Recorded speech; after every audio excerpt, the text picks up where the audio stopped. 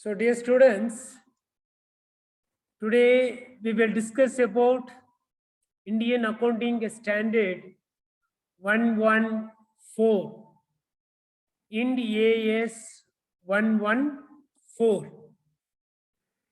So here IND AS 114 so deals with regulatory deferral accounts.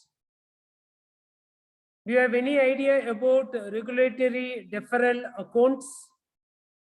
So before getting into the IND AS 114, so we should have knowledge on the regulated industries operating in India. So what do you mean by regulated industries? So regulated industries are the entities which are selling the goods and services to the customers at a price or at a rate or at the prices which are subject to rate regulation. So those entities are called the regulated entities in India. So not only in India, so in the globe, you have the regulated industries. For example, the regulated industries, for example, you take electricity entity, then telecommunication entity, then water boards. So these are called the regulated entities.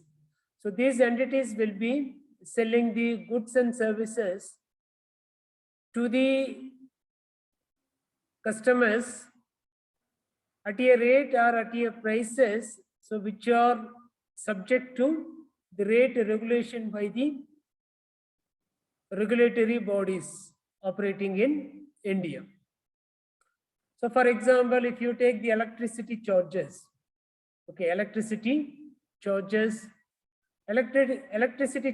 are regulated by the State Electricity Regulatory Commission or the Central Electricity Regulatory Commission. The electricity charges are regulated by them. So like that, so if you take the telecommunication industries, so telecommunication industries are regulated by which body?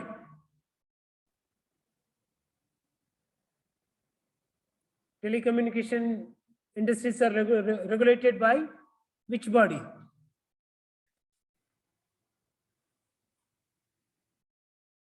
Try, okay. Telecom Regulatory Authority of India. So like that, there are different regulatory bodies operating in India. So one is the Reserve Bank of India, is regulating the prices. Next one is the Securities Exchange Board of India, regulating certain prices. Then the third one is what? Okay, Insurance Regulatory Authority of India. Then Telecom Regulatory Authority of India. Then the State Electricity Regulatory Commission, Central Electricity Regulatory Commission.